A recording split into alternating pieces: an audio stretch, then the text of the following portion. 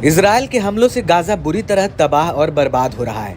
Israeli सेना की भीषण गोलीबारी और बमबारी ने हमास के लड़ाकों की कमर तोड़ दी है। जंग को रोकने के लिए कई देश प्रयास कर रहे हैं, लेकिन इजरायल के पीएम नेतन्याहू ने हमास के खात्मे की कसम खा रखी है और इजरायली सेना गाजा में तबाही मचा रही है। इजरायल हमास युद्ध को अब करीब 5 महीने होने को हैं और जंग उतनी ही भीषण रूप लेते जा रही है। इस बीच इजरायल की ओर से गाजा में एक और हवाई हमले से हाहाकार मच गया है। इजरायली सेना ने गाजा में रफाह क्षेत्र में भीषण हवाई हमला किया, जिसमें कम से कम 44 फिलिस्तीनी मारे गए हैं।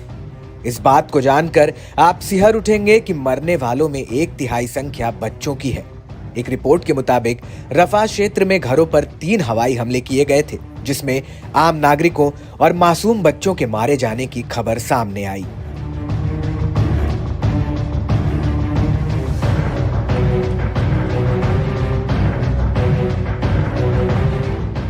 ये हमले इजरायली प्रधानमंत्री बेंजामिन नेतन्याहू के एक बयान के बाद किया गया, जिसमें उन्होंने कहा था कि जमीनी हमले से पहले दक्षिणी गाजा शहर से हजारों लोगों को निकालने के लिए सेना योजना तैयार करे।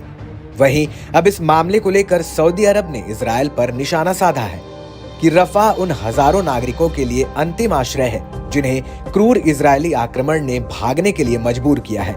इस क्षेत्र में भी अगर इजरायल हमले करते हैं तो फिर इसके खतरनाक परिणाम होंगे। इजरायल लगातार अंतर्राष्ट्रीय कानून और मानवाधिकार कानून का उल्लंघन कर रहा है। संयुक्त राष्ट्र सुरक्षा परिषद को इजरायली हमलों को रोकने के लिए तत्काल एक बैठक आयोजित करना चाहिए।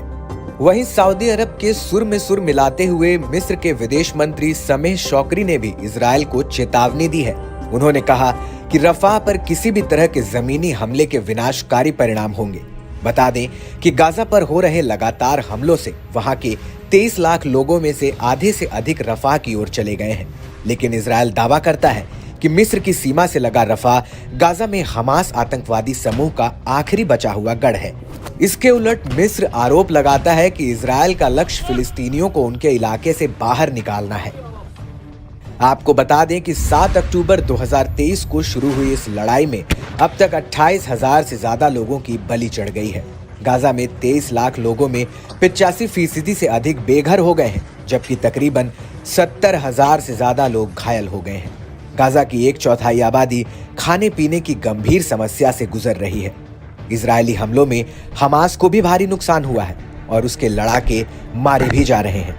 इस युद्ध को रोकने के लिए या समझौते तक लाने के लिए कई देश कोशिश में जुटे हैं, लेकिन इजरायल के प्रधानमंत्री फिलहाल तो जंग को रोकने के मूड में नहीं नजर आ रहे हैं।